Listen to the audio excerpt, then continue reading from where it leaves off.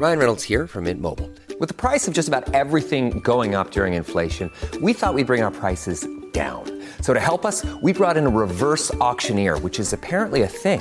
Mint Mobile Unlimited Premium Wireless. How to get 30, 30, bit to get 30, bit to get 20, 20, 20, bit to get 20, 20, bit to get 15, 15, 15, 15, just $15 a month? Sold! Give it a try at mintmobile.com/switch. $45 upfront payment equivalent to $15 per month. New customers on first 3-month plan only. Taxes and fees extra. Speed slower above 40 gigabytes. See detail. For over 50 years, Burlington's legacy has been great deals on coats for all weather conditions. So before you're caught unprepared for the winter weather, head to Burlington for name brands, quality items, and surprising fits for every family member. Stock up on coats, sweaters, and accessories before the cold hits, so you can finally stop avoiding the elements and start living comfortably. Warm up at your nearest Burlington location less than 1 mile away. Burlington. Deals, brands, wow. This is Optimal Living Daily, Where the Wealth Was All Along by David Cain of Raptitude.com. And I'm Justin Malik, your personal narrator. And we're going to get right to it as we optimize your life. Where the Wealth Was All Along by David Cain of Raptitude.com. I keep having this idea, not that I think it's true, that when you die, you appear in a talk show studio and everyone is clapping. A host shakes your hand and asks you to sit down, and the both of you go over how you think you did. On a large screen, they play a long montage containing some of the more significant moments in your life. You and the host, along with the audience, look on as you make pivotal choices, overcome dilemmas, and meet the people who would become your friends and partners. The film includes a lot of personality-defining moments, such as when you made the choice to embrace what became your art or your calling, if you had one, or when you took on a long-term responsibility that became a part of who you were. You also get to see, for only the second time, the moments in which your most important relationships went from superficial to true. Everyone in the studio is moved. The members of the audience have seen many episodes of this show and were once on it themselves. The overall tone of the production is quite pleasant and earnest. Clearly, everyone is happy for you, celebrating your life rather than judging it, and probably remembering similar moments from their own reel.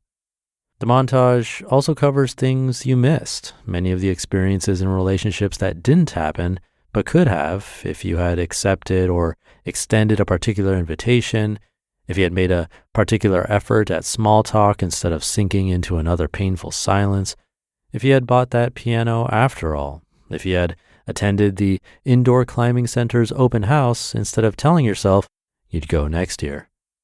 Of all the missed possibilities, the missed human connections stand out above the other kinds, the missed career and travel opportunities, cultural experiences, even the creative achievements, because by the end of your life, the only thing that seemed relevant was the people you loved or ended up loving. When you died, all the value in your world resided there in the simple and all-important fact that you really knew other people and other people really knew you.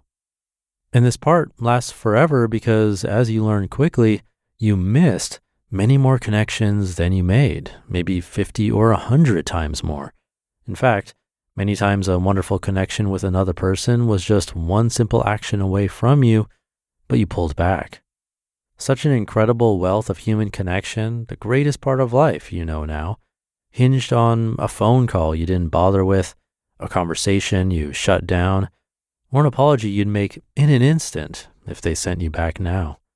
There was so much available to you, and it was so much closer than it seemed at the time.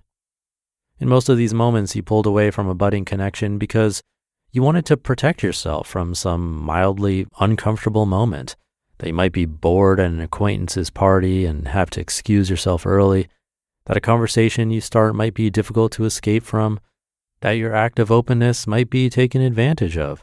So you stayed home, said no, made excuses, and avoided many conversations.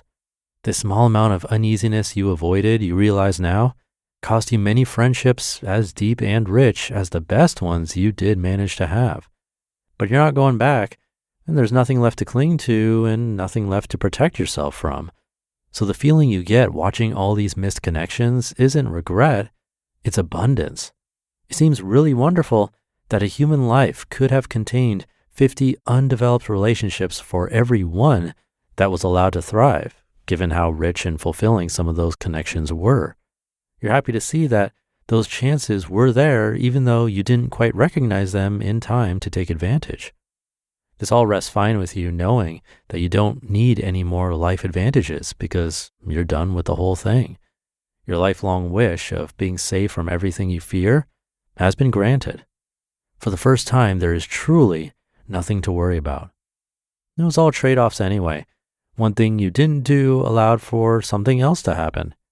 But you can't deny that there is a pattern in these trade-offs. You frequently chose another dose of the predictable and comfortable over developing a relationship with another person.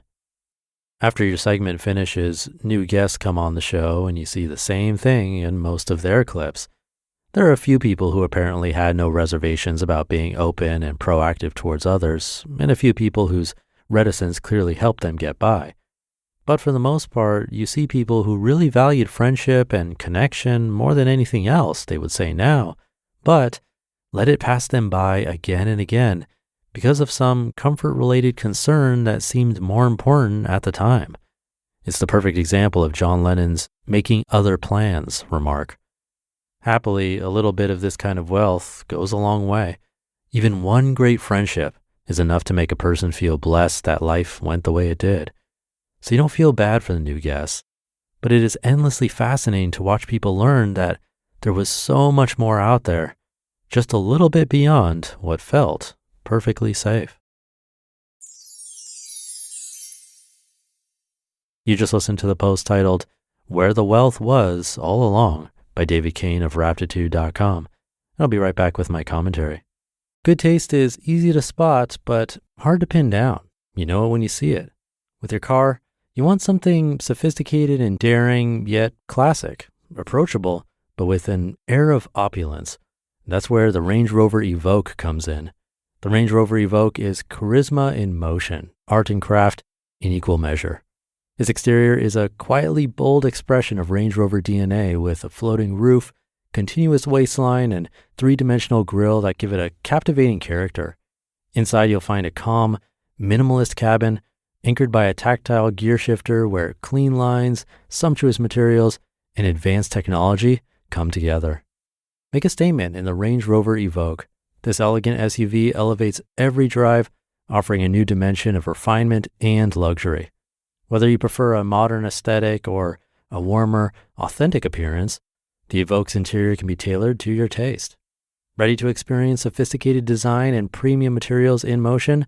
Explore the Range Rover Evoque at LandRoverUSA.com.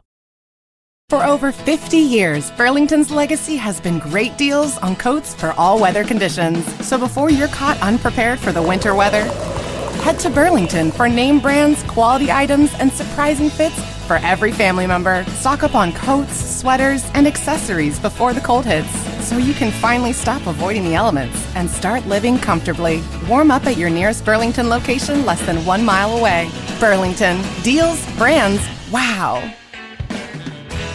Thank you to David. It's interesting how we can get so caught up in trying to protect ourselves from little moments of discomfort, maybe having an awkward conversation or getting stuck at a party we're not enjoying, like you mentioned, that we miss out on these potentially amazing connections. I'm definitely guilty of this myself, being an introvert and shy. It's really easy for me to just stay home or make an excuse when someone invites me somewhere. I remember when I went to the Rocky Mountains to volunteer at a meditation retreat center, that was way outside my comfort zone. I ended up sharing a tent with someone I had just met that day, and it was for like a month. But looking back now, those connections and conversations I had there, they were really meaningful, and I wouldn't have had those experiences if I let that initial discomfort stop me. And something else that stuck out to me was how he mentioned that at the end of life, the only thing that really mattered was the people we loved and who loved us, not the career achievements or obviously the things we owned. And that ties back to minimalism in a way, something we talk about pretty regularly on Minimalist Mondays.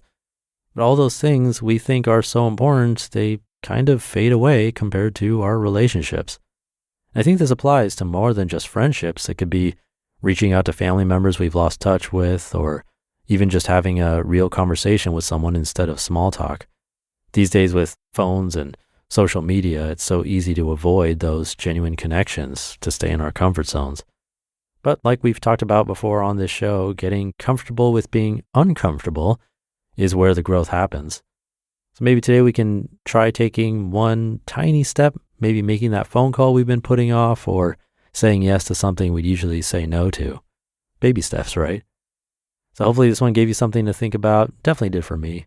And if you try something new today, let me know how it goes. You can always reach out through oldpodcast.com or reply to my free weekly newsletter. Thank you for being here and listening to me, and for subscribing to or following the show. And I'll be back tomorrow reading to you where your optimal life awaits.